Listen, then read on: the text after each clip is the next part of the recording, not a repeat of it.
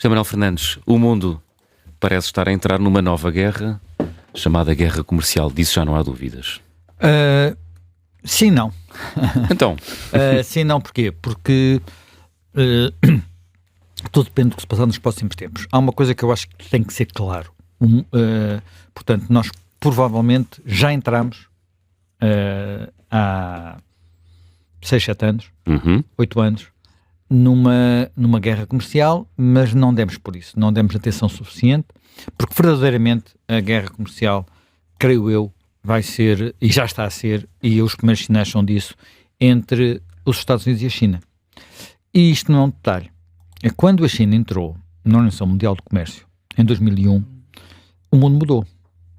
O mundo mudou. Sim. Pronto. E passaram 25 anos, ou estão quase a passar 25 anos, e a China não cumpriu praticamente nenhum dos compromissos que assumiu nessa altura. A China entrou naquela altura na Organização Mundial do Comércio basicamente porque os Estados Unidos se assustaram. Os Estados Unidos, em 1999, 2 anos antes, houve um acidente, um erro, um míssil na guerra da Jugoslávia caiu em cima de uma embaixada da China em Belgrado. Clinton, que era o presidente, ficou aflito. Os chineses aumentaram a pressão e foi um bocadinho moeda de troca. Portanto, mas a China tinha que fazer muitas coisas. Tinha que abrir o peso ao capital estrangeiro, tinha que cumprir não podia haver subsídios de Estado às empresas, como, enfim, são regras, não é? Portanto, tem que haver concorrência. Tinha que rule of law, portanto, as leis, haver um quadro legal e o império da lei, como nós costumamos dizer. Nada disso aconteceu na China. Nada disso aconteceu na China, ou aconteceu muito marginalmente na China. E a China não saiu da Organização Mundial do Comércio. Portanto, tudo. E não, quer dizer, os Estados Unidos queixam-se, mas atenção, a Europa está numa posição muito mais débil. E outros países. As primeiras vítimas foram países como o Bangladesh. As primeiras vítimas da entrada da China na Organização Mundial do Comércio foram países como o Bangladesh. Não foi sequer a Europa, porque na altura a China não tinha produtos que não tinham os carros elétricos que têm hoje, portanto tinha produtos de baixa gama. Portanto, os primeiros países a serem afetados e muito afetados foram países pobres, não foram países ricos. Bem, dito isto, eu creio que estamos numa, quer dizer, há uma tendência, e essa tendência não creio, julgo que está por trás das preocupações de Trump, mas não creio que seja fácil alterá-la. Quando nós olhamos para aquilo que é o peso da indústria, da manufação, digamos assim, nos Estados Unidos, esse peso caiu de quase 30% no final da Segunda Guerra Mundial, 80 anos, para menos de 9% atualmente. E quando começou esta guerra comercial com a China, a guerra comercial com a China começou em 2018 e começou quando as tarifas passaram, na altura, até 2018, portanto, primeiro mandato de Trump, as tarifas com a China estavam, portanto, a China cobrava à volta de 8% nas importações dos Estados Unidos, e os Estados Unidos cobravam 3%, vá lá, mais ou menos à volta disso. Quando esta guerra se iniciou, portanto, entre junho e 2019, portanto, começou em junho de 2019, subiram para 20% dos dois lados. Portanto, neste momento já há uma... E não baixaram. Como com Joe Biden não acabaram. Continuaram lá. E agora, repara, na grande diferença que há na reação entre os Estados Unidos e a China. E a Europa, quero dizer. A China abriu guerra. Pronto. Porque a China, primeiro, tem dimensão e economia para isso, e de facto necessita mesmo quer dizer, pronto. E repara, a guerra não foi só aberta nas tarifas. A guerra foi aberta num tema que está no discurso de Xi Jinping há 10 anos, mas para o qual o mundo ilustrado, que nós gostamos de achar que somos, não é? Só agora é que reparou que existia. Xi Jinping fala há 10 anos de terras raras. Há 10 anos. que está nos discursos de Xi Jinping o tema das terras raras. Porque a China é quem tem mais terras raras. É quem domina esse mercado. E uma das armas que a China, além de aumentar as tarifas, entrar na guerra comercial, foi dizer: vamos deixar de exportar terras raras para os Estados Unidos. E isto é pesado. A Europa não tem essas armas. Há algumas delas porque não quis ter. Algumas delas porque não quis ter. Pronto. Quando digo porque não quis ter, porque, por exemplo, a dependência energética da Europa, em boa parte, é culpa da Europa. A Europa podia ter menos dependência energética se não tomasse certo tipo de posições, se não tivesse feito certo tipo de escolhas. Pronto, mas são escolhas europeias. Ora bem, não vou entrar nesse debate, é outro debate muito longo. Bem, mas voltando um pouco atrás, o que nós temos é que, de facto, houve esta decadência do peso da indústria e que vem de muito de trás. Começou. Porquê? Porque os Estados Unidos têm sido dominantes no estabelecimento das regras do sistema internacional, do sistema de comércio mundial, por uma razão que não desapareceu. O dólar é a moeda de referência do mundo. E é verdade e não deixou de ser com o euro. Mas quando o euro apareceu, muitas pessoas disseram que era para combater o dólar. Portanto, não é completamente mentira aquilo que Trump diz quando diz que a União Europeia foi feita contra os Estados Unidos. De facto, o euro, em parte, foi feito contra o dólar. Eu lembro-me dessas discussões. Portanto, nós não nos pomos... Quer dizer, vamos lá ver. Eu acho que estas medidas de Trump são completamente erradas e loucas. Mas... de repente, pomos um bocadinho de água nos pulsos, vamos reagir devagarinho, e felizmente foi isso que a Europa fez ontem. Não contra-atacou. Porque se tivesse... Portanto, a Europa, primeiro, tem uma maneira de reagir que é difícil. Porque são muitos países, portanto, interesses diferentes, tarifas podem ser bons para uns, maus para outros, vamos perseguir as tecnológicas. Os irlandeses saltam imediatamente. E se for preciso, vetam. Se forem questões que meterem unanimidade, vetam. E na minha perspectiva, vetam bem. Porque isto tem custos. Algumas das primeiras vítimas, creio eu, da forma, a meu ver, completamente caótica, como os Estados Unidos estão a fazer isto com Trump, vão ser os americanos. Há estimativas que dizem que os iPhones, estou a falar uma coisa que toda a gente sabe, os iPhones nos Estados Unidos vão passar a custar mais 45%, por causa de não poderem destas tarifas. Pronto. Porque muitos são produzidos na China. Não, já não são. Já não são. A Apple percebeu que repara, isto começou a acontecer em 2017, 2018. Portanto, e essa gente, não é por acaso que eles são ricos, não é? Portanto, vem o dia seguinte. E começaram a mudar para países como o Vietnã. Agora, as tarifas foram para todos, não foram só para a China.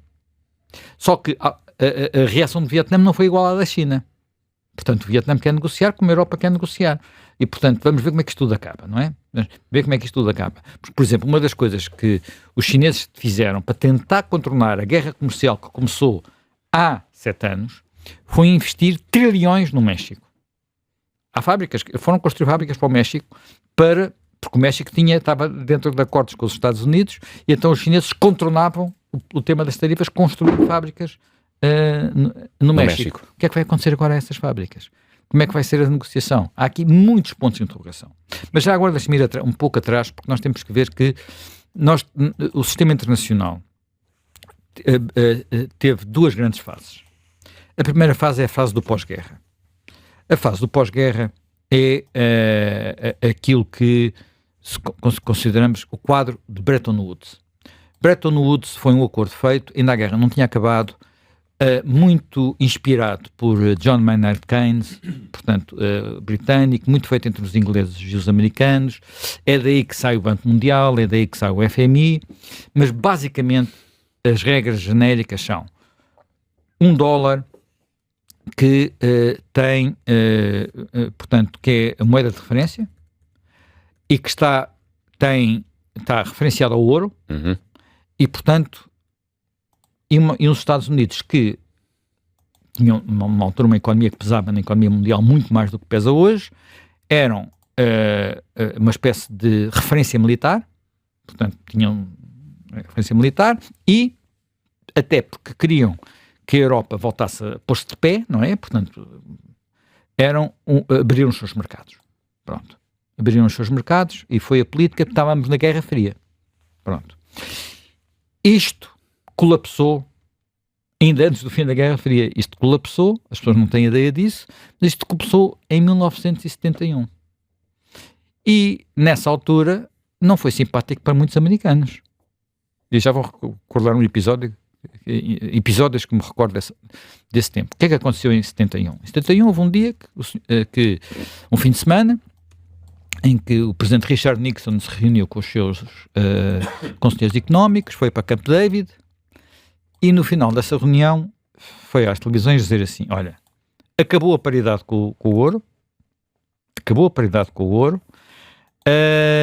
e portanto isto passa a ser diferente. Epá, houve digamos, olha, os americanos que estavam na altura a passar férias na Europa, de repente viram-se sem dinheiro. Foi o caos. Viram-se sem dinheiro. Havia, de repente, porque o dólar deixou de valer o que valia. Uhum. Portanto, e há muitas imagens disso nos jornais da época, de repente, gente completamente aflita, não é? Portanto, na altura, repara, estamos num tempo em que havia poucos cartões de crédito, não havia pagamentos eletrónicos, era tudo em notas. E de repente as notas deixaram de valer.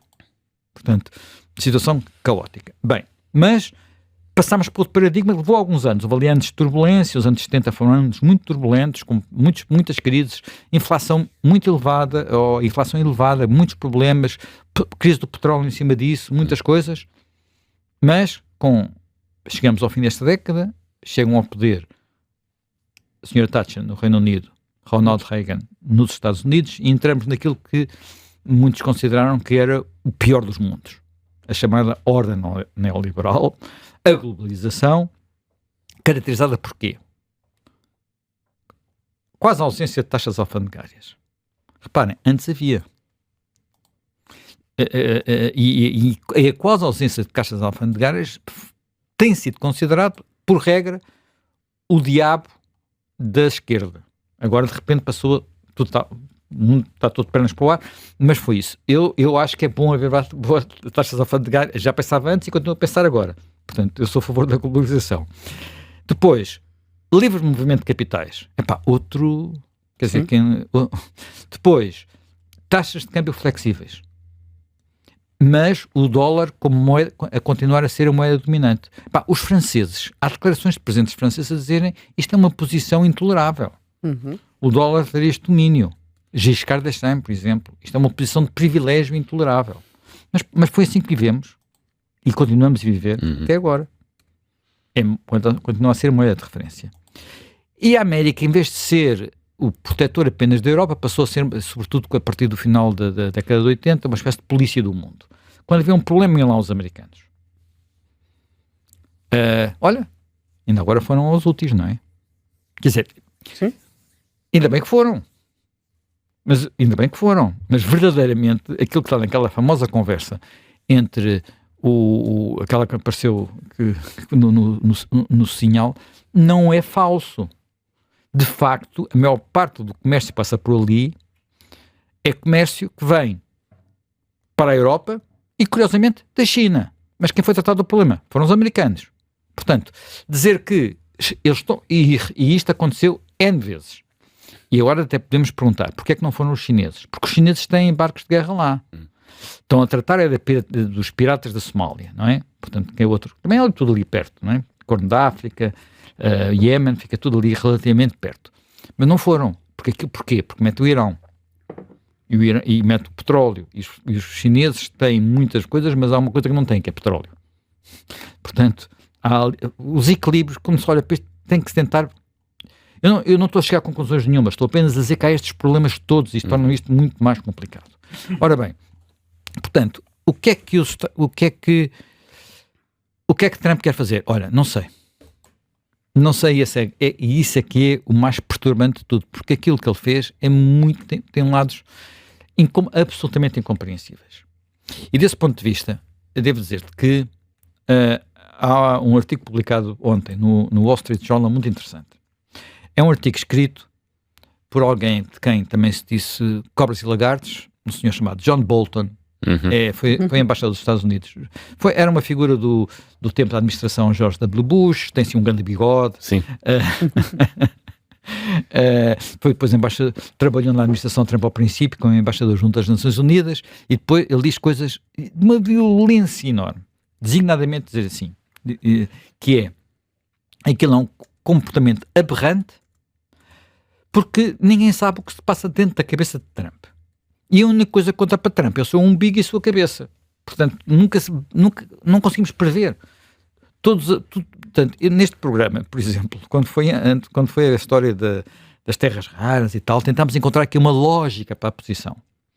E uma semana depois, ou uns dias depois, estava a dizer, enganámos-nos completamente. Não há lógica nenhuma. Aquilo é uma coisa completamente caótica. É caótica. Portanto, tentar encontrar uma... Quer dizer, nós quando lemos o que dizem os conselheiros e o que escreviam antes, há artigos dos conselheiros escritos, por exemplo, na Economist há meses atrás, percebe-se que eles querem mudar este status quo, porque esse status quo, em muitos aspectos, de facto, é prejudicial para os americanos. Só que, de facto, aqui há várias tensões. Há a tensão de achar que com isto se recupera a indústria. E a manufatura, isso vai recuperar Detroit, isso vai recuperar a Appalachia e esses sítios todos.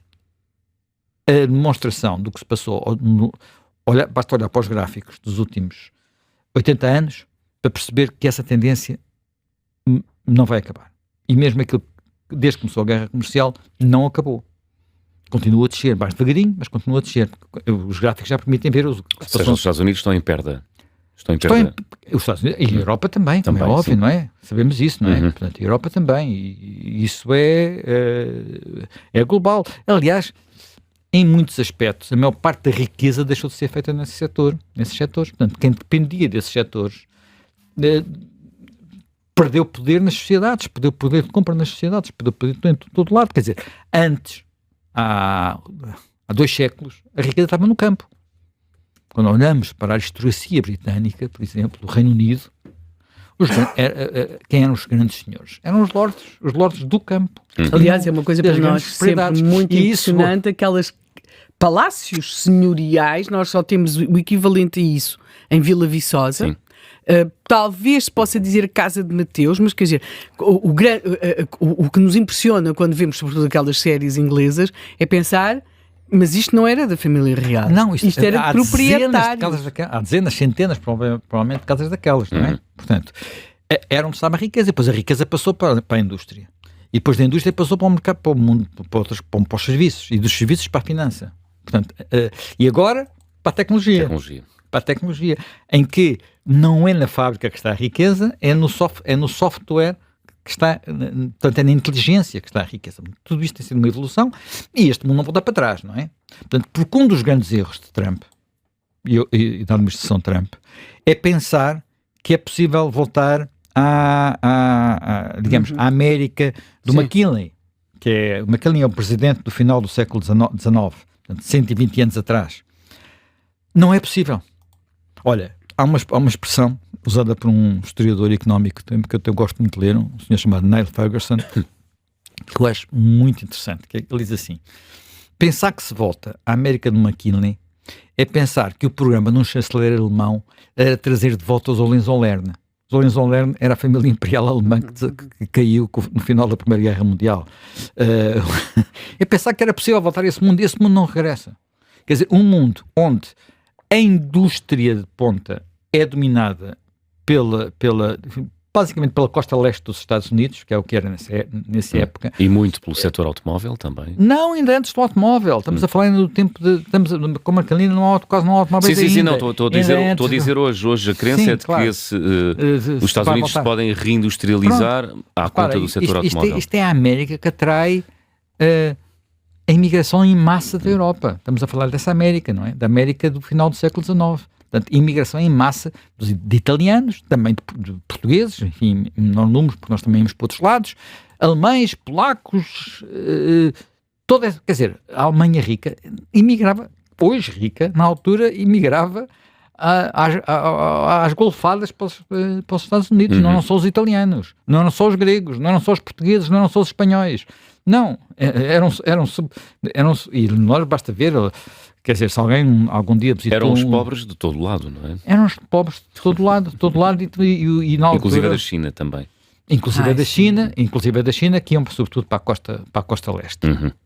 Bem, e portanto, não se volta a esse mundo, e isto é o grande erro, o grande disparate, a grande ilusão daqueles que na equipa de Trump acham que é possível voltar a este mundo.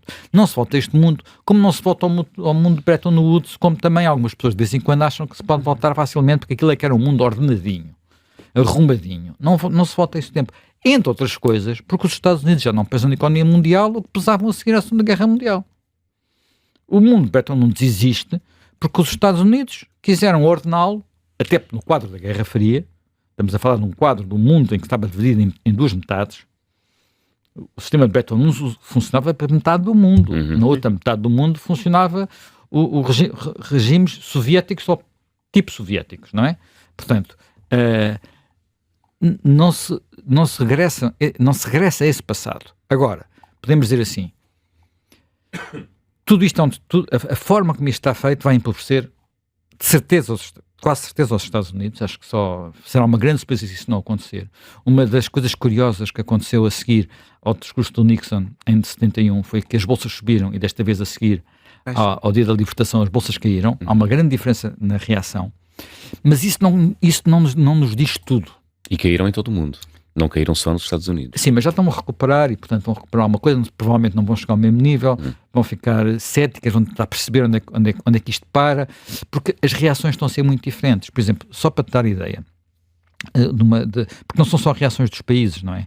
Por exemplo, nos Estados Unidos, a Stellantis, portanto a Stellantis é Chrysler nos Estados Unidos, portanto na Europa é Renault, não sei o quê, mas a Stellantis, que era do nosso Carlos Tavares, português, a Stellantis decidiu despedir, abrir um processo de despedimentos, de layoffs, portanto, de suspensão de trabalhos.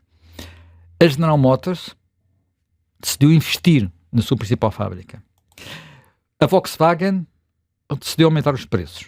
A Ford decidiu baixar os preços. Portanto, estamos a falar de gestores, dos gestores mais qualificados do mundo, não quer dizer sejam os melhores do mundo, mas dos mais qualificados e dos mais bem pagos do mundo, que não sabem o que é que vão fazer. Com crenças absolutamente antagónicas, não é? Portanto, uns vão perder e outros vão ganhar. Pois, uns vão perder, uns vão ganhar, quer dizer, se calhar adaptam-se a tempo, se calhar conseguem rearrumar-se, mas isto é, de facto, muito complicado, porque a primeira consequência, de facto, de uma guerra tarifária é uma mudança nas regras das trocas comerciais que fazem perder eficiência à economia. Sim. Portanto, a eficiência da economia é assim, de repente, por haver guerras tarifárias, não se vai começar a cultivar bananas nos Estados Unidos. Não é? Eles vão ter que continuar a importar bananas da América Latina. Se fizerem taxas sobre esses países de onde vêm as bananas ficam mais caras, ponto final parágrafo. Já não estou a falar de chips, estou a falar de bananas.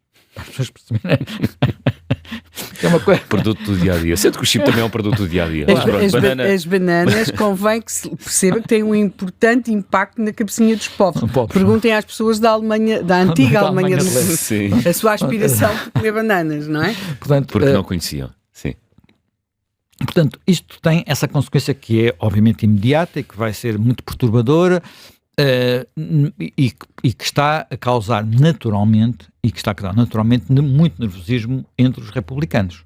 Portanto, já houve no Congresso, ou melhor, mais concretamente no Senado, ainda não na Câmara dos Representantes, no Senado, uma derrota de Trump. Portanto, houve 4 senadores republicanos que votaram contra as tarifas. E isto depois agora há guerras legais sobre quem pode fazer o quê, enfim, não vou entrar nesses detalhes porque eu nem os percebo, não é? Sim. Que aquilo tem a ver com até onde é que vão ou não. Ou seja, há quem diga que o Presidente não pode, há quem diga que pode porque pode invocar a emergência económica. Emergência económica, problemas digamos, de poder, até onde é que vai o poder executivo. Infelizmente, os últimos presidentes americanos, democratas e republicanos, têm alterado o equilíbrio. Repara, Obama governou muito por ordem executiva, Trump governou muito por ordem executiva, Biden governou muito por ordem executiva e Trump agora está a ir a um limite que ninguém conhecia. Mas não é uma coisa nova. Isto começou a acontecer aqui há uns anos atrás, e altera o equilíbrio imaginado pelos chamados pais fundadores, que apesar de tudo, olha, eles vão comemorar agora para o ano 250 anos. Não é pouco, não é? 250 anos. Portanto,